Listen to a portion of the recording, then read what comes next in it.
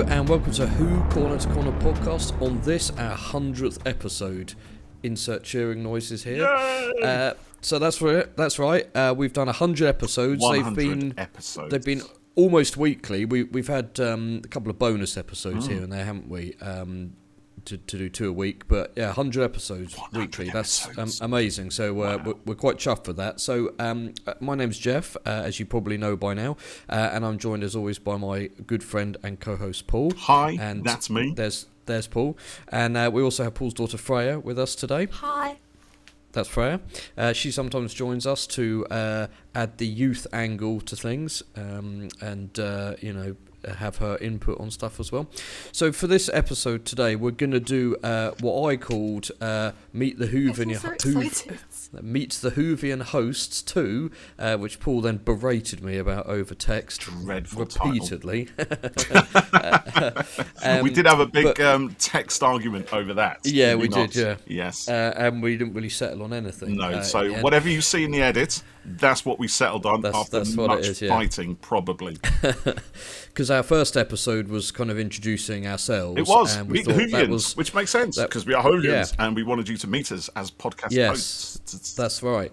And that was nearly, approaching 2 years ago now, so we thought for our 100th episode, we would update that a little bit. So we've asked for... Did you? Yeah, and it was slightly darker. More of it was darker. Mine was certainly darker. And so we've asked for questions from people on Twitter and on Facebook as well.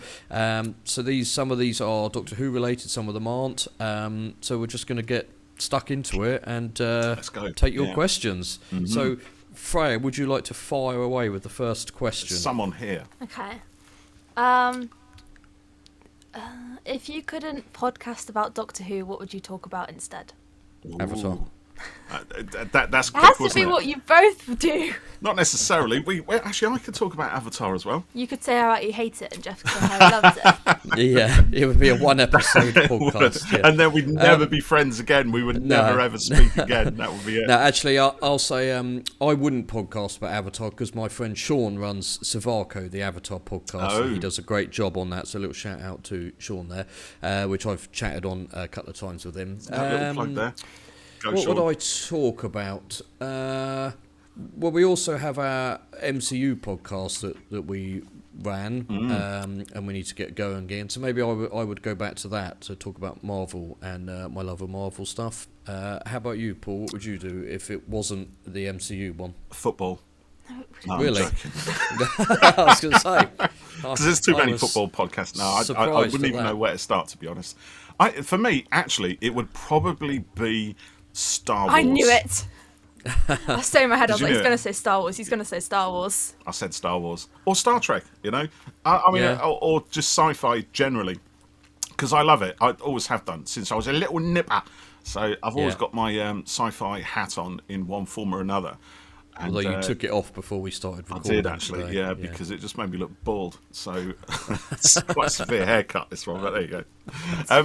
It would be that. That was a question from Fraser Gregory, actually, wasn't it? Who's champion of the damned at Felix Fraser on Twitter. He's been on our show. We were delighted to have him join us and talk about some Doctor Who related stuff. So good question, Fraser. Thank you very much. Thank you. Okay, next. It's your job now. This is you. Have you ever changed your mind about a story and come to appreciate it more or dislike it more as time has passed? From Ian Banks. Well, we've done a couple of what we call Battle Royale podcasts where we've looked at an episode that one of us has liked and one hasn't, we've done a couple of those. which were Kill the Moon and Sleep No More. I liked both of those episodes, and at the end of the Kill the Moon podcast, Paul had crushed my love for it. It didn't change your opinion on it, though, did But it? you said you liked it more when you watched it a second time. I did, yeah. I appreciated it more. Yeah. I could kind of see where it was going and what it was trying to get at, but it's still not my fave, I don't think. I don't think... I've never watched an episode that I've then thought, actually, that was rubbish. I always kind of... Usually my first sort of opinion, thoughts on something is kind of... That's it then, do you know what I mean? It won't kind of deviate massively differently. Yes. But saying that, when I rewatched Series 6 a couple of years ago, I appreciated the second half of that season more. Series 6, Matt Smith's, yeah. In my Is head, that the one with the Asylum of the Daleks onwards, is it? Yes, it is. No, that's Series 7. Series 6 has got all the River Song stuff and Night Terrors and things. And it was better than I'd kind of thought of it in my head. So, yeah, I'd put that one up, yeah. That's pretty good. I think I'm similar to you, actually. Now, I don't generally watch an episode again and think it's really awful if I enjoyed it, I think. I mean, there's some where, as I've got older, I've kind of maybe reevaluated them in terms of what I am now as to what I was then and the things I enjoyed then. And, you know, there's obviously some shift over the many, many years I've been around, you know. Yeah. So maybe some things that are a bit older that I really enjoyed back in the day perhaps don't quite hold up so much. But I think that's more in terms of their kind of, you know, some of the institutions that were prevalent at the time. I think there's stories like Time in Irani, which I've never really liked. And I actually like it less each time. But I don't watch it that often. I try to avoid it. But I think that's unusual, really. I think most. Do you dislike this episode? Do you insist on watching it again? I know. And again? I keep thinking, dislike it more. There is something to like. I mean, I always believe that there's always something to like about every Doctor Who episode. Even Kill the Moon, even Sleep No More. They all have something, you know, which gives them some energy. And Time in Irani has a lot of new energy. I think I've said it before. You know, I enjoyed that. Sylvester Yeah. McCoy. But I don't think the script itself is very good. That's just my opinion. I don't like what Pip and Jane Baker were, or how they wrote Doctor Who. You know, it's got its fans, and that's great. But for me personally, I always get the feeling that they were trying to write Doctor Who as it maybe was in the 60s or very early 70s, and actually it was a lot better even then. And they tended to fill their scripts with a lot of weird stuff. You know, a lot of sort of linguistic quirks, shall we say, that never really sat well with me. They always make me cringe. But again, some people love them purely for that. And I think also Sylvester McCoy, you know, wasn't perhaps taking it seriously. He didn't quite know what he was doing. So it's not his best story to see. It's not the best story if you want to see the Seventh Doctor for the first time. Yeah. But, you know, that's... and that's the thing, you know, that it didn't work for you. But other people... it works for loads. I've had loads of Twitter arguments with people who absolutely love it, and good for them. I enjoyed it when I watched it, you know, recently on the collection. Yeah, I liked it. What about you? Have you seen any Doctor Who stories? You haven't seen that many though, multiple times, have you? I don't think. No, the only ones I've seen multiple times are, I don't know. I haven't seen any. Really. Things that we watched, Fugitive of the Dune. Yeah. Which we watched a couple of times. I've watched Jodie's first series twice, I think. Yes, we did watch it a couple of times over, didn't we? So, do you prefer it, or certain stories that you dislike having watched them again? No.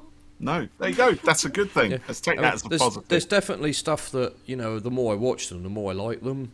But I like when you watch something again and you like notice things that are like different. And that's something I enjoy doing on stuff, and you know, a lot of the Jodie era, and you know, a lot of Capaldi stuff as well.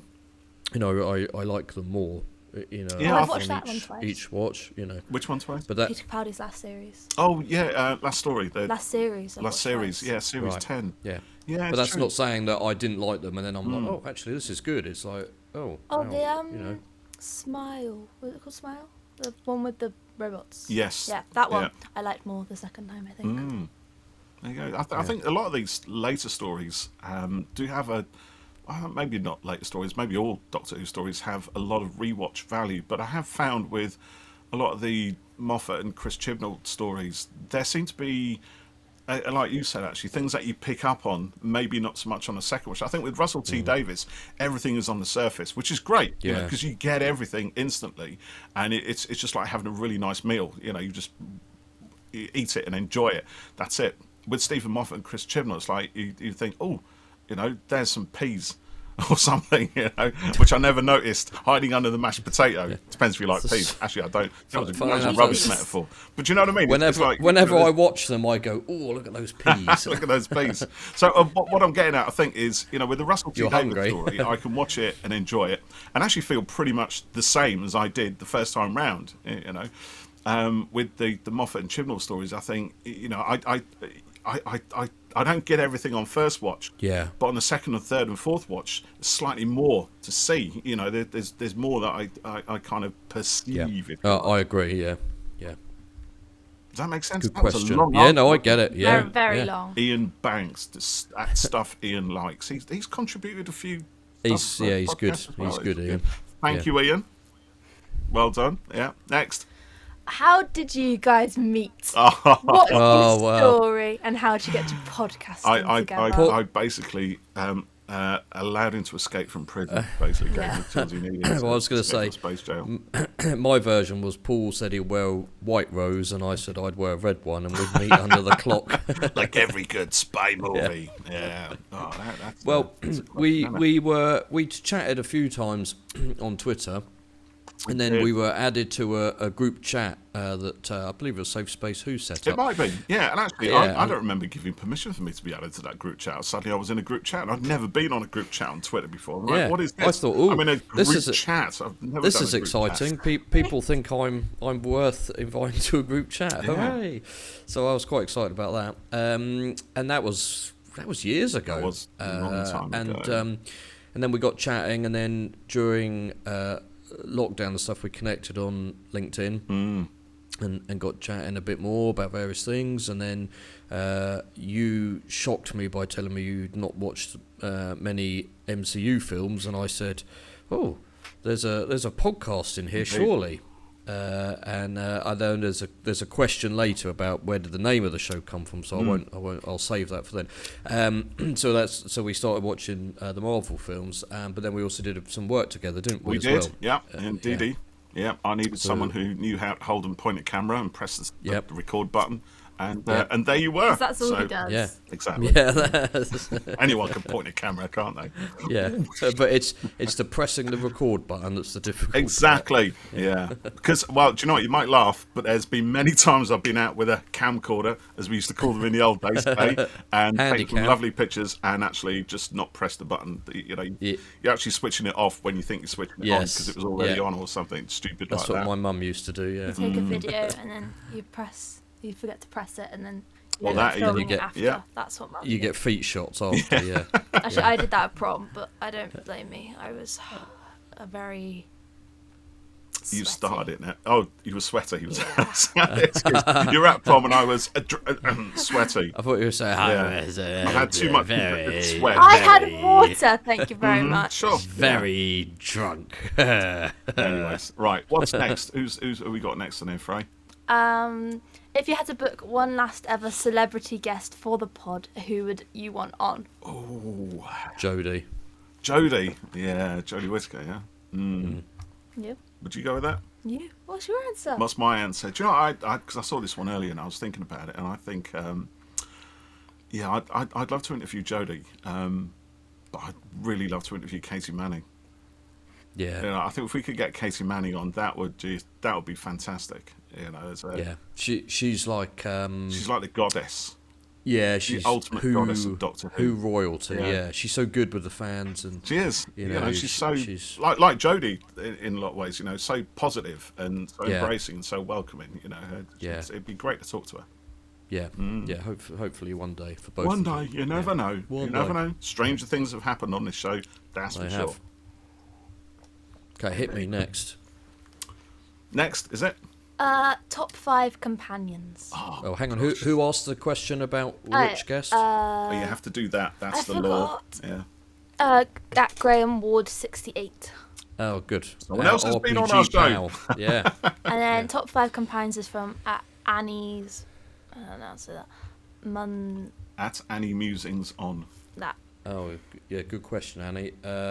Okay. Oh, God. Off the top of my head, Yaz, Clara, Joe, Graham. I really like Graham. Oh, yeah, Graham. And oh god, blimey, I'm trying not to say like Sarah Jane and be really obvious. But then does that mean imply that Sarah Jane wouldn't be one of your top 5 companions? Oh, Who do you leave out now? Bear in mind, a lot of these companions are active on Twitter and may indeed subscribe to our podcast. Yes, we don't want to upset them. Can I have an audio companion? Because I'd have Mrs. Constance Clark. So. Yeah, that's allowed. I think so. Annie doesn't specify you can't have an audio companion. No, she doesn't. And yeah, so yeah, okay. So not in any particular order. Yaz, Clara, Graham, Joe, and Mrs. Clark. Interesting. I would have to go for. I would definitely have Graham. I love Graham. Graham, someone who's more my age, which I think is brilliant. Because we forget about this demographic. Everyone these days is all about the young kids, the ABC ones, and everything else that we want to get buying all that stuff. But actually, think about the oldies. We got more cash than the youngsters. I mean, we don't actually, because it's not disposable income, but because we've got to spend it on them so that they can spend it on your product. Yay. Anyway, nice to have Graham in there. So definitely Graham. I do love Yaz. I think the relationship with Yaz and the Doctor I thought was just brilliantly done. And we've never really seen anything like that in Doctor Who before. So Yaz would have to be in there. And also I would add that, particularly with like Mandip Gill and Katie Manning and that, the off-screen personas as well. Well, not their persona, who they are. They're so great that kind of partly influences my liking of the character as well. Yeah. I think Sylvester too. I would also have Joe Grant would have to be in there. Fabulous Katie Manning, obviously. She's such a star. And when you watch the Pertwee stories back to front, not back to front, in order, front to back, right? You see Joe develop as a character, and their relationship with the Doctor just gets stronger, and it's heartbreaking when it really is. It's the first really emotive companion departure, I think. Yeah, it is. Yeah. Maybe actually. My next companion, which is Jamie McCrimmon, Jimmy from the second Doctor's era. So that's Jamie. So who we got? Have I done 5 or is that 4? You've done 4. That's 4. Joe, Jamie, Yaz, Graham, and then it gets really tricky actually. That last one, but I think I would have to go. I'm gonna go with actually Romana. I think I'm going to base a lot of mine on the classic series. So there you go. So I'm going to. That's good coverage. I think so. Yeah. Have you got any faves? Yeah. Who? Yaz, Donna. Oh yeah, Donna Noble. Bill. Bill Potts, of course. Yeah. So that's 3. Yeah, I know. I can count. Clara. Never know about kids these days. Clara.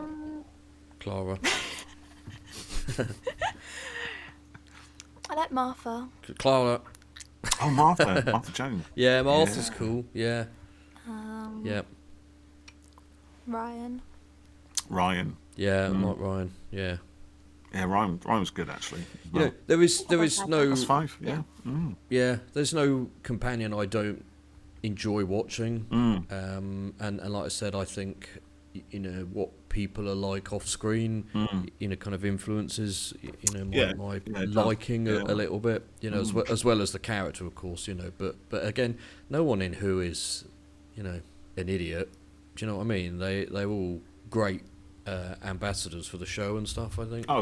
Very, very much so. And I think even more so now actually, where a lot of the older companions are really seem to be getting even more involved in the sort of fan circuits and they're sort of behind the scenes and the Blu-rays and talking to people, getting engaged on social media when they choose to. So it's great. I mean, whoever thought that Janet Fielding would jump back into things?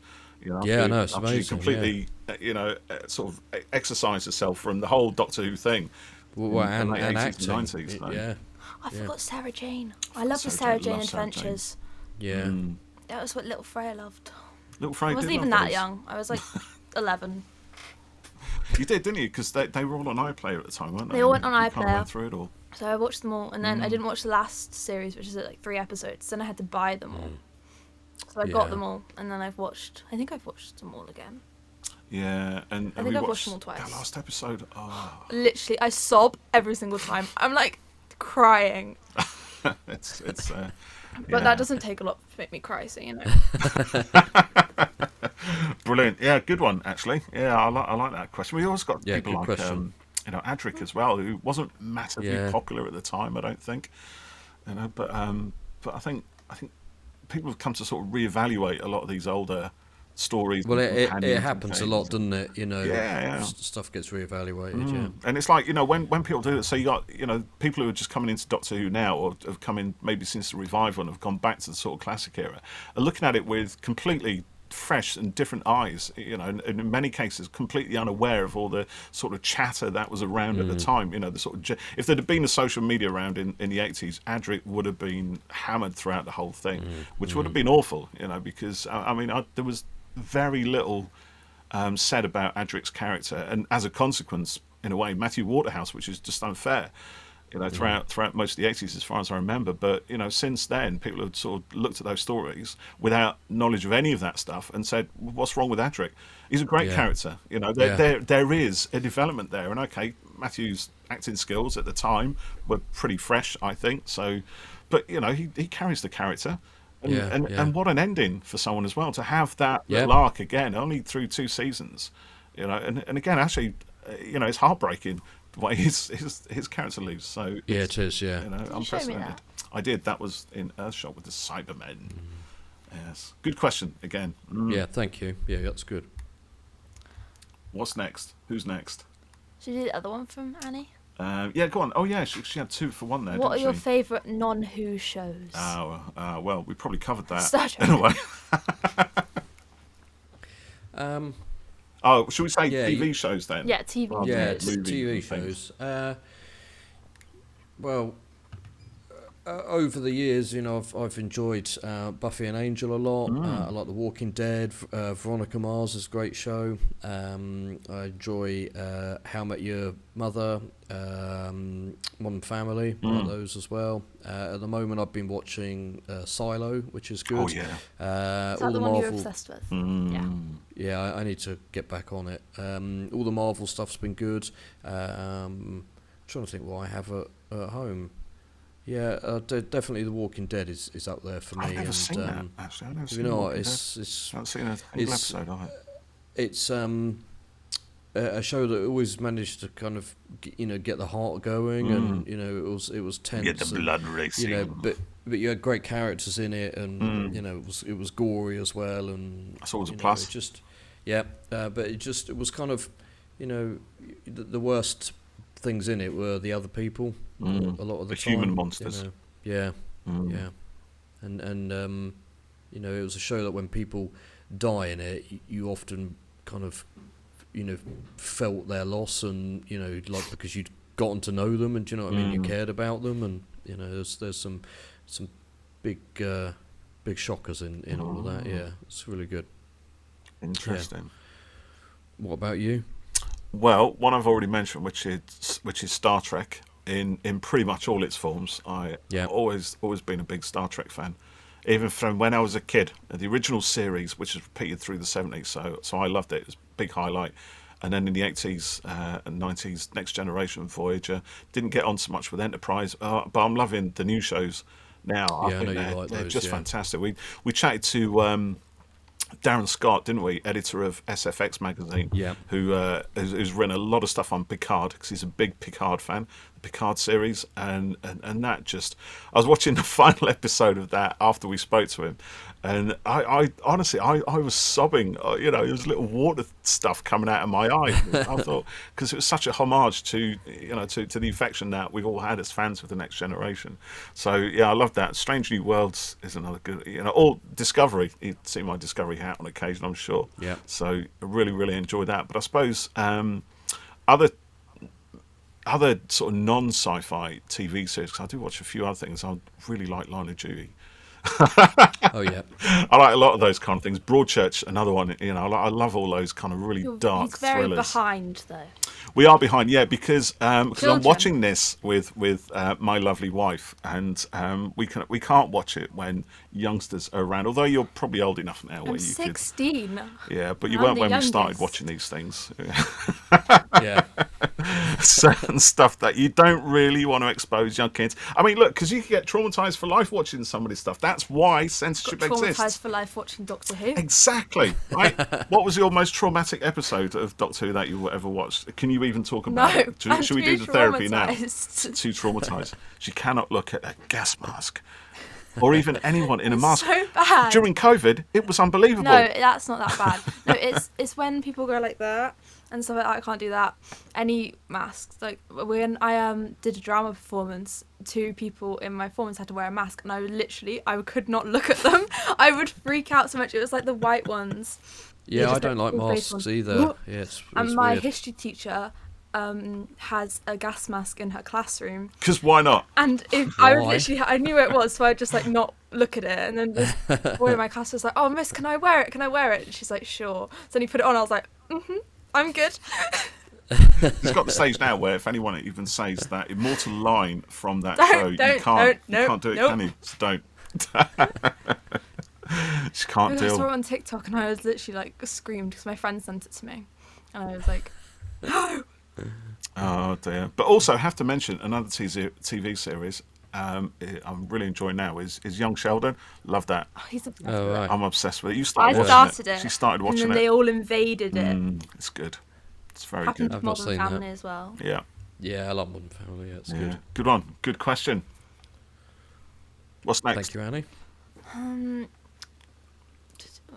Should we do one more from Twitter, and then we'll look at a couple of Facebook ones, and then we'll go back and forth, maybe. Okay. I can't remember what ones we haven't done. Oh, what about this one? The ultimate crossover: Doctor Who and what? Any film, TV show, book, or video game? That's from Simon G at SimonGVS1. I'll tell you, while you're thinking about it, because I did see this one actually. I'm a little bit on the fence with crossovers. I'm not big on them. I don't mind them in the DC shows. You know, when they have the crossovers between a Flash, but that's Arrow. Because they're all part of the same thing. That's the same stuff. Exactly. Yeah. Because like there was a Doctor Who and Star Trek comic a couple of years ago. You know, two shows that I really enjoy, obviously. But I couldn't deal if the Star Trek Enterprise turned up in Doctor Who or as a little cameo, possibly if we saw a police box gently fading out or something when the guy's been down onto a planet, or in the back of Tatooine if it was a Star Wars thing or whatever, then fine. A little homage like that's nice. It's like seeing the Millennium Falcon in Blade Runner disguised as a skyscraper, stuff like that. But actual storyline crossovers where you have characters interacting, I'm happy enough to leave that to the fanfic and let people who love it enjoy it. I read a lot of fanfic, but I don't like the crossovers. Don't there's really? certain ones that I can. I just don't. I don't understand. I thought you said you were reading a Supergirl in, I don't know, something that wasn't. No, I tried to read I can't remember what it was. I think it was like Supergirl and Marvel. I think they were crossed over, and I was like, oh, that's fine. Like they're similar enough. I think I thought it might work. I just don't. Because in my brain they don't exist together. Whereas, like you said, like the Arrowverse ones and the DC ones and stuff, they exist in the same world. So that's okay. And I do like crossovers, but I don't know, because even in fanfiction, I'm just like, I don't. People like being werewolves. Werewolves. Yeah, they like make characters werewolves and vampires and stuff. I'm a bit like, no. No, I don't think. I think, like you said, with little like homages, I think that'd be nice. Yeah. Like there's a bit in Supergirl when Alex goes, "Oh yeah, like I studied and I was a doctor in Seattle for a bit." That's like a note to her in Grey's Anatomy. Because she's a doctor in Grey's Anatomy. Yeah. And they do little things like that. So they do stuff like that, and I think I love that. I'm like, oh my god, it's so cool. Like she died, but still. But they have the same name. Sorry, I'll stop talking now. It's all right. Carry on. It's content. We love content. We need it. Yeah, I don't think I'd kind of go in for a crossover on anything, to be honest. Yeah. I'm trying to think. I did watch a crossover. There was some talk back in the late 70s when Blake Seven was taken off Terry Nation's other sci-fi series, which is another series I absolutely love. It's brilliant. If you haven't watched it, go out and see it. But he was talking about having Daleks turn up at the end of, I think, series 2 or something like that, and in the late 70s. And I'm so glad that didn't happen, because it just wouldn't have felt right.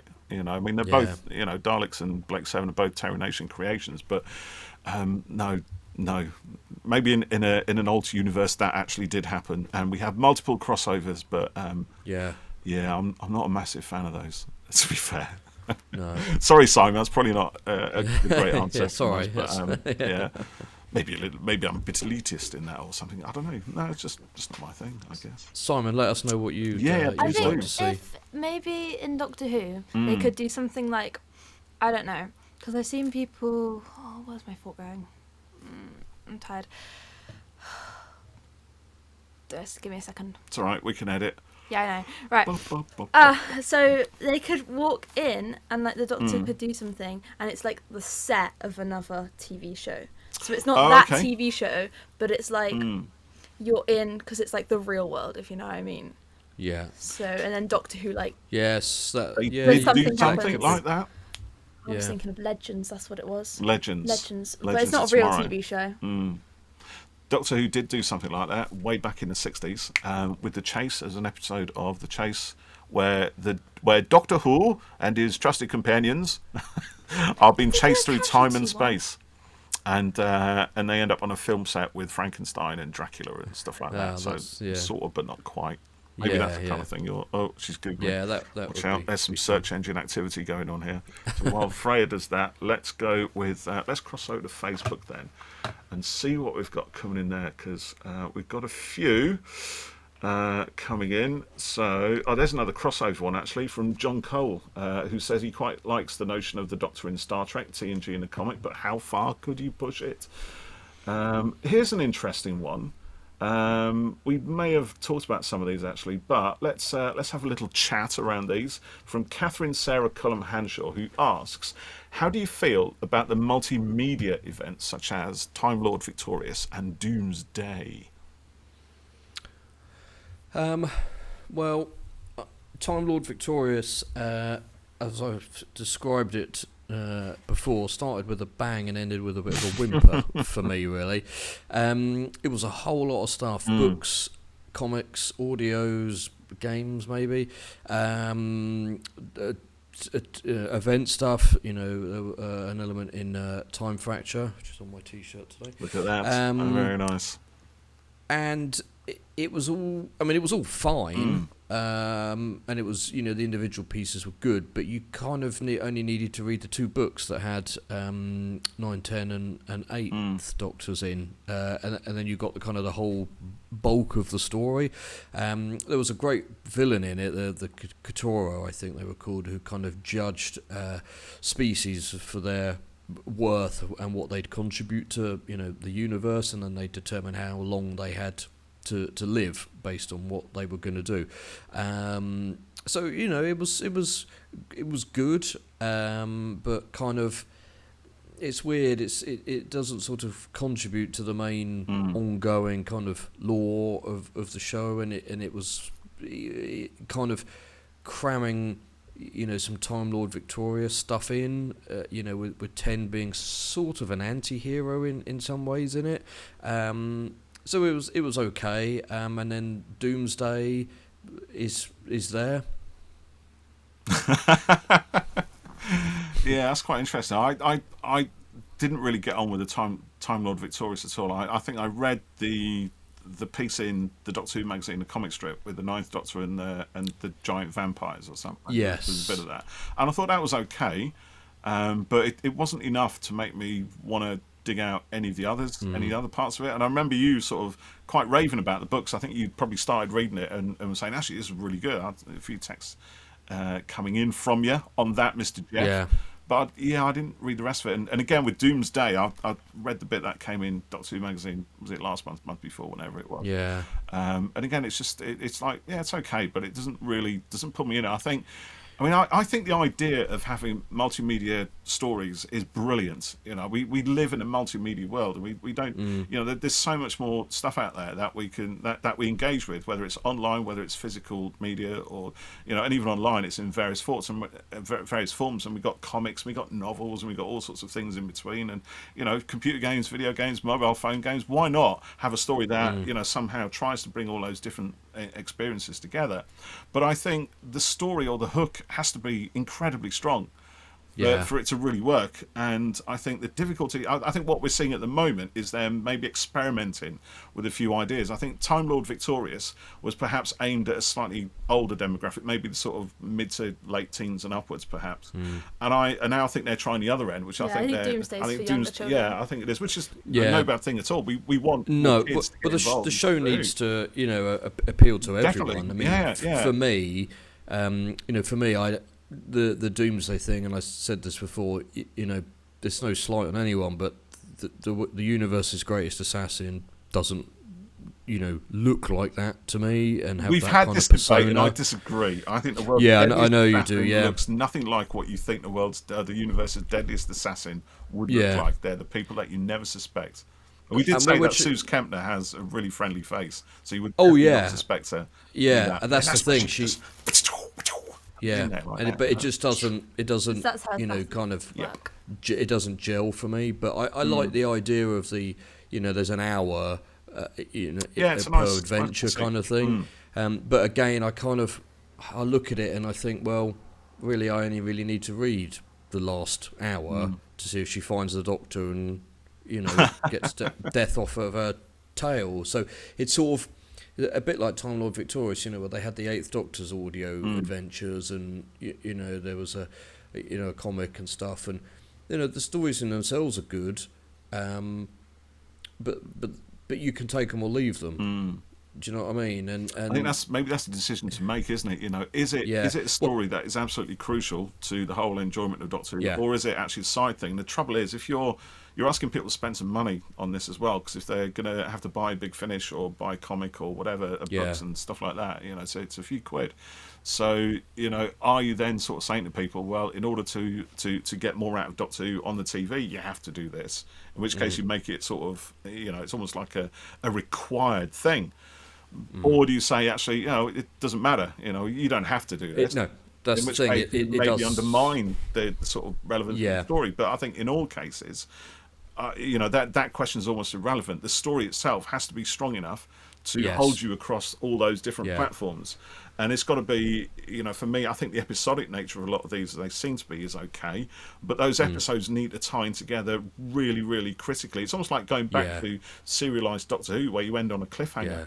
You have to end on a cliffhanger. The bit of Doomsday and even the bit of Time Lord Victorious that I read, there's nothing in there. It's just literally a middle slice of something. That's it. I don't know the context other than what I read. The world universe's greatest assassin had to kill a doctor. Well, here's 4 hours or whatever it is. But I don't really get what's happening within that, and I don't care enough to want to know what happens either side of it then, because for me that story just isn't strong enough. I think that's it. It's they all work as their own kind of semi-standalone pieces with a thread running through them, and it's not enough to really kind of hook me in, particularly after having done Time Lord Victorious. And also I think that if it was 12 chapters and you had to listen to an audio, then read it online, then buy a comic, and then buy a book, that's taking the piss a little bit to say you got to buy all this stuff to get the whole story, which they haven't done. But then the flip side of it makes it a bit like, well, how does this, what's the point? But then something like the Redacted podcast drama was superb. It's fantastic. They introduced new characters with a bit of the Doctor in it, and cliffhanger on each one. Fantastic series. So hopefully they'll do they are doing another one, I think, although they slightly cocked things up on that, didn't they? That's pretty off for me, to be honest. But I think that will hurt it, to be honest. But that was great. Redacted was superb. So I'm kind of Doomsday and Time Lord Victorious. It's great. They're doing stuff. They're trying new things. Doesn't kind of entirely work for me. That's not to say any of it's bad. It's not. It just, I don't know, just the piecemeal nature of it just doesn't quite. That's very negative. Do you have any positive spin on? No, I said they were good. I don't really know what we're talking about. I tuned out. doesn't care. No. But I mean, the whole idea. Doomsday on Instagram and stuff. But what about the idea of experiencing an ongoing story over different media, different platforms like mobile phone, online, on TV, on the comics? It's a bit complicated, isn't it? I think that's, there you go. And and it used to happen in I mean, if you have like Doctor Who do books, that's fine. But like, yeah, and then I don't know. You've got to go. But like, if like the books don't influence the TV show, as far as I'm aware, and like, but you have the books, you have the TV show, and you can watch the TV show without reading the books. Without, and you can do both. Like, you don't have to do it all, kind of thing. Like that. It used to happen in the Marvel comics. You know, they do their summer event. You know, but I think if you have something else from like the media that could add something, but you still get the full story if you don't like read it, watch it, play it, whatever. And that was the way you know, the Marvel stuff worked. You know, you'd get 8 issues or whatever of Civil War. That was the main story. But then each character had their own 3-4 issues that were telling their full story that then, you know, linked into it. And it's good, you know, you could read the main series and get it, and then you could go deeper if you wanted. But for me, they reached a point where, you know, you had a summer event series come out with all these ancillary things, you know, taking place, and of course you don't have to buy all of it. No one's forcing you to buy anything, but you kind of were in a way, because if you were buying Spider-Man every month, you get 12 issues a year, and then 4 of them became tie-ins to the event. So actually, Spider-Man stories in the year, you only really got 2 4-issue arcs or something. So much of it became about, you know, these events. And then the events, you know, there was another one in a year, and just so the events have their own life. Then they become their own thing, and if you're invested in them, it's more cash to spend. They were huge. Yeah, so they've kind of reined it back a little bit now. And there's also that fear of like missing out on stories, isn't there, as well? Which I think, you know, well, then it also becomes like, well, do you need to read the solo tie-ins, because surely any big major stuff is going to happen in the main series? Yes, you know? True. So yeah, so it's a bit like the Doomsday stuff. You know, do I actually need to read any of it other than the conclusion to find out what happens? Maybe not. You know. So, interesting. There we go. There you go. What about this one from James H. FitGeek UK. .bsky.social @fitgeek_UK. Go on, read it. Which era of Who do you think deserves re-evaluation? Ooh. Maybe the Well, Chris Chibnall era. Yeah, I mean, which I'm you sure know, will like, be in future years. People will be looking at it saying, "What was all the fuss about?" You know. Yeah, that's what I would say as well. Yeah, the Chris era, it's superb, and I think in the real world people probably don't, you know, see it the way online people do, but I think there's a lot of nonsense just in general online, and people, you know, you'll see people say, oh, you know, I heard this about it, so I didn't watch it. Well, why don't you watch it and make your own mind up? Is my answer, you know. So yeah, I think in time it will be reevaluated, and you know, people come to see how good it was, and you know. I think these things are. I mean, you know, I think, as I might have said on the podcast before, actually, season 17 from the old series, so Tom Baker's penultimate series, which was very script edited by Douglas Adams, produced by Graham Williams, and it was very kind of jokey in its presentation. It probably went a little bit too far on occasions when we got Tom Baker kind of playing up to the camera, almost breaking the fourth wall, in fact actually breaking it down on a few occasions, and clearly they're just having a bit of a ball. But you know what, those stories are good in their you know, in their own way. You know, there's a lot of intelligent concepts, and again, this is another thing, you know, about reevaluation and future generations sort of experiencing this without all the kind of discourse and chatter that goes around at the time these things are out. Because again, I came to those stories with a completely fresh view from those who were a lot older than me at the time, who hated them, if you're going to read the fanzines and Doctor Who magazine and what have you. And I thought, oh, they're fine, they're right.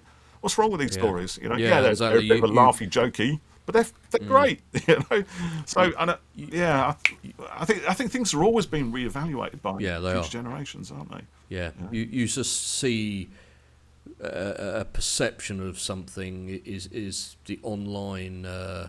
You know, that's the truth of it. You know, and then when people actually, you know, you've seen it with Eternals, you know, from Marvel. it's a weird but great film, and people are starting to come round on it and say, actually, this was quite good. But it's seen as, Rotten Tomatoes gave it, 67%. Yeah. Who cares, We didn't like it, did we? No. Well, that's your problem. That's just an opinion. I don't care what Rotten Tomatoes think.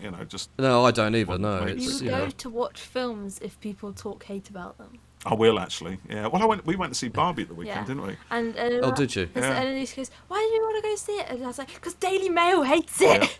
Yeah. Daily Mail hates it, rages about it, says it's probably got some woke good. agenda. Then sign me up. I'm there. I'll make my own mind up. But brilliant. Yeah, that's so it. Make your own mind ticket up. Sales on for that. Yeah. Well, extra 3 maybe. Two. Yeah. 2. Yeah. 4 of us went though. Lucy went twice. Lucy did go twice. Yeah. Her sister went twice to see it. She went in the week already, but the mates came out with us at the weekend to see it again. It's a good film actually. Very I'd like to see it. Yeah. I haven't had a chance. Yeah. Okay, give me another one.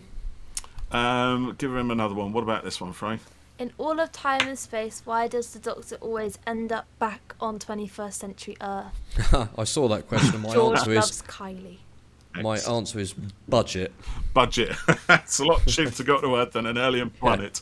Yeah, that's a very prosaic answer. Come on, give it something. It's because she loves humans from that time period. Mm-hmm. Do you think that's it? And it made a connection with that's it. Humans on Earth from that time period. Yeah, maybe that. I mean, from the Eighth Doctor's checking up on people they already know. Oh, that's good. Without meeting. Yeah, that's good. Yeah, find new people to make connections with. I like your idea of connections and making connections. Thank you. And, growing a family. Quite a lot of connecting going on there. Yeah. In the Eighth Doctor's case, maybe it's because he was half human. Seems to have been forgotten about. Yeah, whatever, but erased. It was there. It was a thing for a little time. So, there you go. Maybe there is a deeper connection. Maybe the Earth is kind of a Actually, I used to think that maybe the Earth would evolve into Gallifrey in the future. Maybe there's a thing there, but who knows? Maybe. We've had the Earth being shot across into a completely different galaxy. So in some Colin Baker stories in the Trial of the Time Lord, Earth was. It was in the Andromeda Galaxy. It was somewhere else entirely, and it was all covered up by the Time Lords. So maybe if it can shoot across, maybe there's something about the Earth that requires the Doctor's attention. Who knows? Maybe. The TARDIS just loves it so much. All that. Because why would the TARDIS be a police box if not? True. Yeah. Maybe the TARDIS broke its own chameleon circuit. I love being a police box. I always want to be a police box. That's me now. I don't do the other stuff. I'm going to ask a quick question that came in on our Twitter chat group. This is from Chris Russ. What games do you enjoy playing and on what consoles? So completely off topic for a minute there. We did say ask us anything. So we did. That's a good one. Yeah, I like that. I'm playing Resident Evil 4 at the moment on PlayStation 5. Okay. And before that, I played Resident Evil Village on PlayStation 5, and then before that I played Resident Evil 3. Bit of a Resident Evil thing going on here. Yeah. And what else have I played? I had a game called Tales of Arise, which was kind of an RPG, which was okay. I play quite a lot of Mario Kart with my kids. I like Mario games. You're good at Mario Kart. We should have a Mario Kart competition. Yeah, that would be good. Yeah, should definitely do that. And then this year I'm looking forward to the new Spidey game and the Avatar game as well. Avatar game. Your turn. My turn? Yeah. Oh, what am I playing at the moment? I'm playing... He's a Viking. I'm a Vikinger. I'm playing Assassin's Creed Valhalla, which I've been out for a while, but I always wait till these things drop in price. So at least half the price, if not a third of the price that they were when they were released, because I'm just tight like that. Yeah, I know. That's what I'm saying. Yeah, okay. Drops with half or even a third. Yeah, so it makes it sound like a third is more than a half. Never mind, it's just a child, So yeah, that. And so I've always been a big fan of the Assassin's Creed games. Love them. Played Odyssey and Origins again when they went into the whole RPG thing. Skyrim, I spent far too much time playing Skyrim. It dominated when I was first down. I played it twice through, so that's a big thing. But recently, just before I played Valhalla, I played Cyberpunk 2077. Yeah, you talked which about I that. absolutely loved. And there's an add-on coming out for that in a month or so, which I'm looking forward to. And I'm also looking forward to the new Bethesda RPG set in space, which I can't remember what it's called now, but that's looking rather good. So yeah. I do tend to do these long involved games that take like years to complete. The RPG type stuff, I love it. Yeah, They're great. stuff like that. Yeah, it takes a long time, doesn't it? Yeah, I mean, I've been on Resident Evil 4 now for a couple of months. I don't play it every night, and when I do, it's only for maybe an hour. So it takes me a while to get through stuff. Yeah, you're not much of a gamer, are you? Really? No. You don't really do the whole gaming thing. No. Your sister does. She likes mobile games, and farm building and Heyday, stuff like that. Sims. What's your thing? You just do TikToks and Yeah. social media type stuff, don't you? Yeah, I read fan fiction. She reads fan fiction. I generally don't know how much I read. It's quite concerning. What, the fan fiction? Yeah. Yeah. I have like 4 on at one time. You do? Yeah. She's I'm always reading 4 yeah, and I'm reading an actual book. an actual Right. physical book. And yeah. That's I don't know why. good. That's good. I don't play a lot of games though. No, you don't, do you? Not No. really. I played a bit of Sims before. Was that because your sister played it though? Yeah. So you just kind of tagged in. Yeah. I accidentally killed Yeah. her. I killed my Killed your character. thing. Accidentally. Yeah, no, I made one that looked Accidentally, like me and she burnt to death. It's quite easy actually. Well, to Another burn one to death in Sims. drowned. It got really violent because we were trying. There was like this challenge going around, and we were trying to do like the 100 children challenge, and like they all kept dying. We were like, sorry. Oh dear. There you go. There's the answer to that one. Yeah. Would you call yourself a big video gamer though, Geoff? Are you quite into it? I do like games, yeah. I mean, when I was younger, I used to play a huge amount of stuff.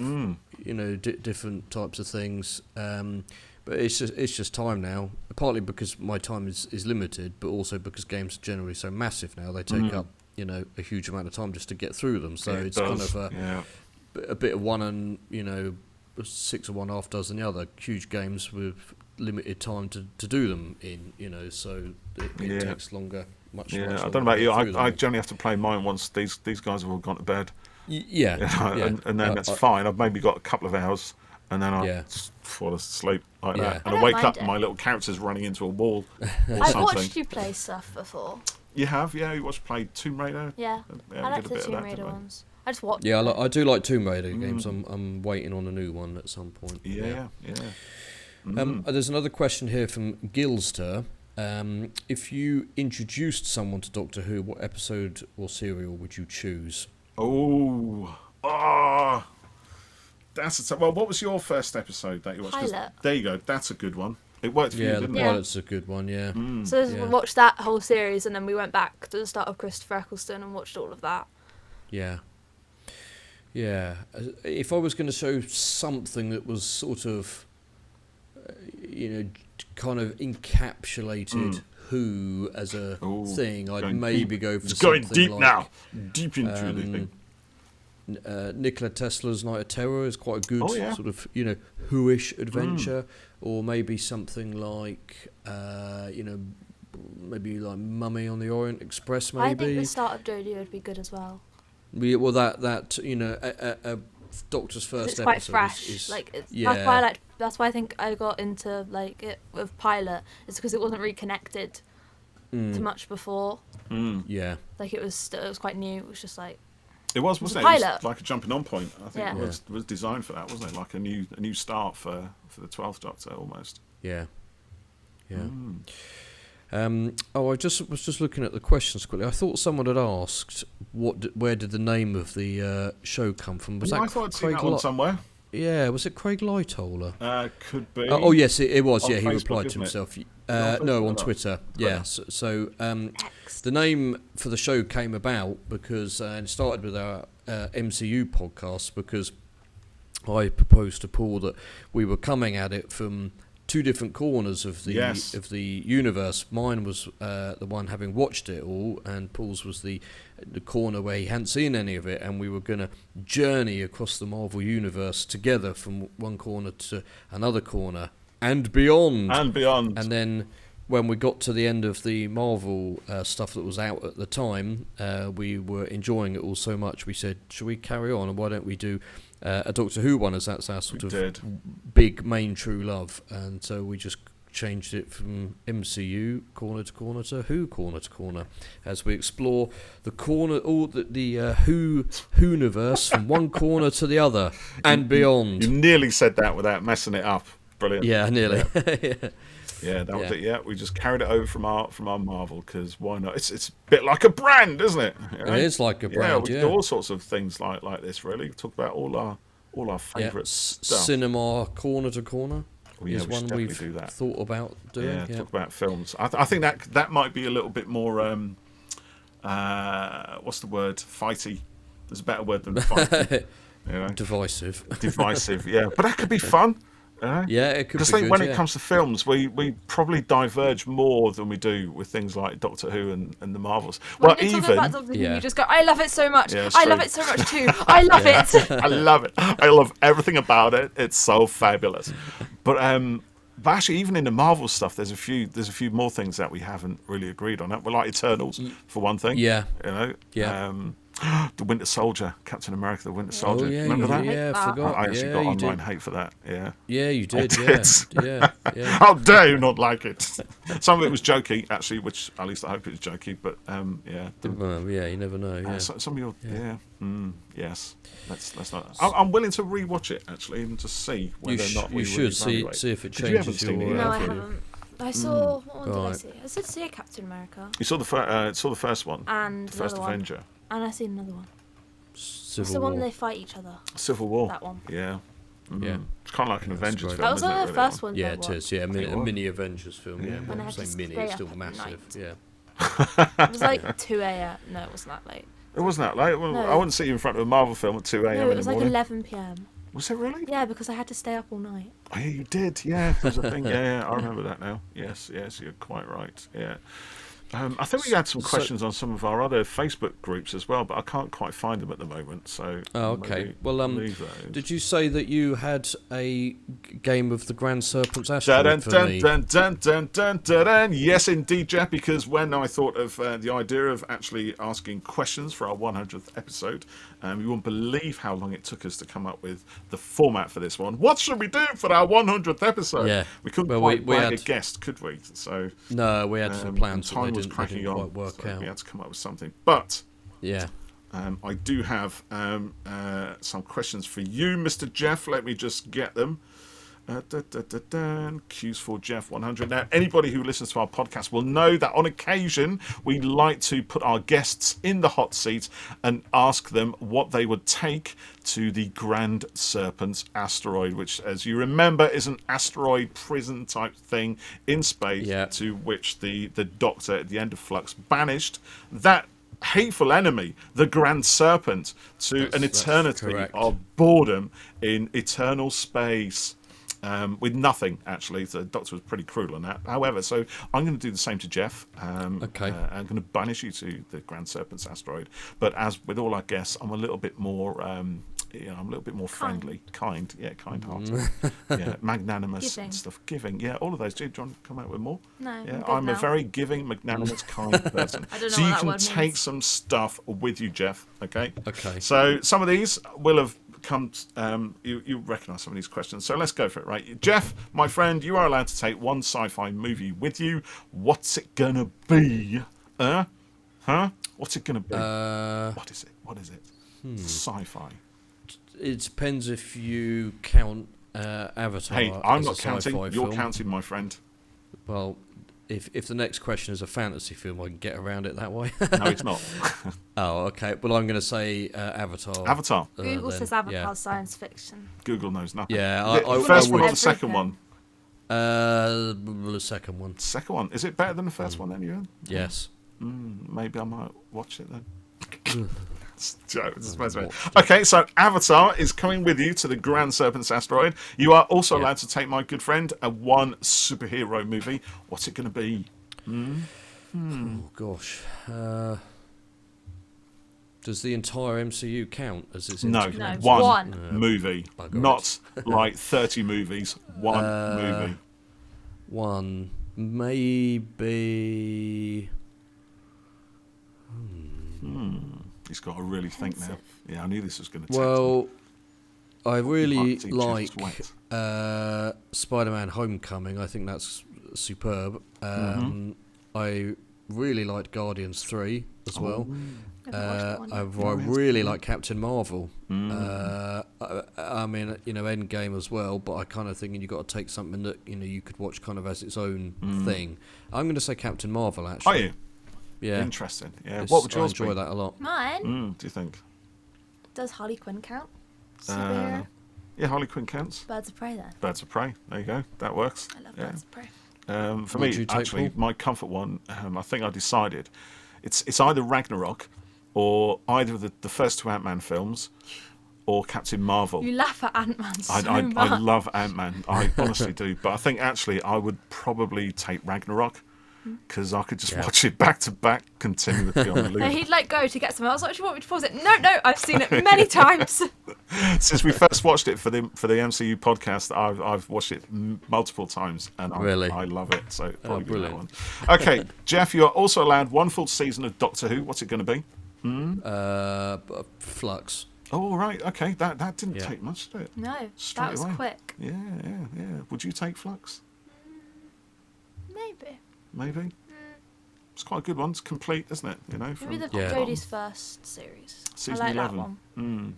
Yeah, I did as well. For me, I would take a classic series. I would take series 25. No, 21. Beg your pardon. Peter Davison's final season. Yeah. Which I just love. It's brilliant. Yes. Okay, it's got the twin dilemma on the end, which kind of takes things down a little bit. But I love the twin dilemma. Mestor the Magnificent. You'd be happy with that. I do. It's very cheesy, but I love it. You're also allowed one Big Finish box set. What's it going to be? It doesn't have to be Doctor Who. I'm just saying Big Finish. Okay. Yeah, one of the unit ones then. There was one called... what was it called? What was it called there was a silenced one, which was the silence in it, which was really good. I don't know what that was. And then there was another one that had like the Wyrn. The I Wirren. don't know how you pronounce it. The Wirren. The Wirren. Geoff always has issues with pronouncing Doctor Who names. Sometimes even birth names do tax him a tad. Yeah, probably one of those from the Unit series. Unit, yeah. Okay, interesting. That's pretty good. So you get a few stories in that as well, won't you? Yeah, but they're usually sort of, there's an overall arc to them, but then they're individual kind of chapters. Okay, so I've got just 3 more left. So there's quite a lot of things that are going to keep you entertained on this asteroid. So you are also allowed to take one book or comic series, like a complete arc, if you will. Well, I'm a big fan of the Jed McKay Black Cat series. That's really good. Didn't you lose one of those due to an internal house accident? Yeah, one of my twins puked on them. Internal house accident. Yeah. Something for which the accidental damage insurance doesn't really cover. Yeah.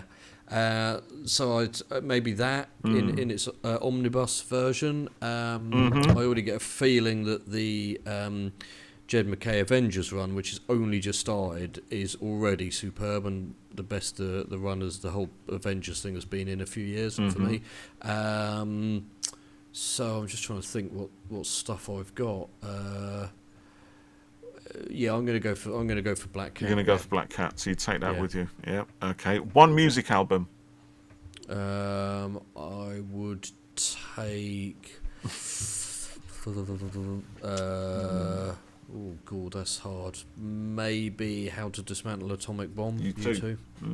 Okay. Actually, if you're going to take a book series, what would you take? Book series. Yeah, because you've got a few of those, haven't you? A series, not just one. Well, you can take a series. You're going to be on there a long time on this asteroid. Charlie Hickson. Oh, the Enemy. The Enemy. Oh, the zombie ones. Yeah. Yeah. Interesting. They were quite grim. Yeah. I was getting worried when she was reading but I those. was like 11 then, so if I read it now, then I want to see if I'd think different. Reevaluate. Yeah, but I'm not going to say It's a lot of books. Okay, right now then, here we go to the big one. So one of these upcoming movies is going to be cancelled. and nobody can decide which one it's going to be, right? But you, my friend, have the decision. So which will survive, which gets pulled, a good question. And which one is going to make it through to the mass audience. And whichever one makes it through, obviously you will take with you to the Grand Serpents Asteroid in your eternal imprisonment in lonely space. So one of these films is going to be cancelled. Which one are you going to keep? The films that are on the potential chopping board are Avatar 3. Yeah. The other one is Mission Impossible 8, Dead Reckoning Part 2. Which one's got to go? Which one's got to stay? Well, I'd have to take Avatar 3. Would you really? And, so you'd let Tom Cruise go unfinished? Yeah. I thought you'd love Tom Cruise. I do love Tom, but I love Avatar. Even more. That's dedication, isn't it, right there? So thanks to Geoff, now we have yet more Avatar and no Mission Impossible. Is that the one that he filmed a bit here? The Mission Impossible. Yeah. On the hills out the front. Yeah. He did. There you go. So that's quite a good haul, mate. You're doing well. That's good. Yeah. Enough to keep you occupied for a year or so of eternity in lonely space. As you float and drift alone amongst the stars forever and ever and ever. You've turned into Big Brother, man. Yeah, that's what I do. I'm good at that. Yeah. Good. Thank you, Geoff. That was a lot of fun. That was good. Yeah. Thank you, everyone, for the questions. Good questions. Some quite challenging questions. Yeah, some good stuff there. So we say this fairly often, but thank you for tuning in to us, sticking with us. Yes. People who listen, people who contribute, supporters, guests who join us. It's we love it. It's been great. So hopefully we can keep entertaining you. As we traverse the 100 more episodes. Yeah. Yay! We're not that old. Well, feels like it. 2 years since we started doing this. That's what I realised. Nearly. You'd first talk about it, it's like, my 14-year-old daughter Freya, and now I'm 16. Now you're 16. And that feels very different. I think when I originally started talking about you, you were my 9 or 10-year-old daughter when you started watching Doctor Who. Yeah. And I said, my 9-year-old daughter has just watched the pilot. Here's what she thinks of it. That was a few years ago, wasn't it? Yeah. You've grown up as with podcasting. So have my kids. Yeah. Yes. We all get older, and on that note, let's call it a day. As Geoff says, thank you everybody for listening to our shows. We are genuinely humbled and grateful for all the views we get, for everybody who chats with us online and what have you. And it's great that you get something out of this, because we enjoy this. We got no plans not to do another 100, have we? So no, why not? No, exactly. No, we're going to keep on trucking. Indeed. And you're happy to join us from time to time? Yes. Yeah, brilliant. Yeah. Because we appreciate your input as well, the Gen Z voice of youth. Yeah, that's such it. As it is, Brilliant. On that note, thank you everybody everyone. again for listening, for watching, and we'll see you on episode See you 101. Bye, guys. What was that? That's what I do. That's my thing. Is that your now. thing now? Yeah. Bye, guys. That's what. Bye, guys. Hi, guys. It's a thing. I don't know. It's a good thing. We like the thing. I'm going to leave that on. I don't know.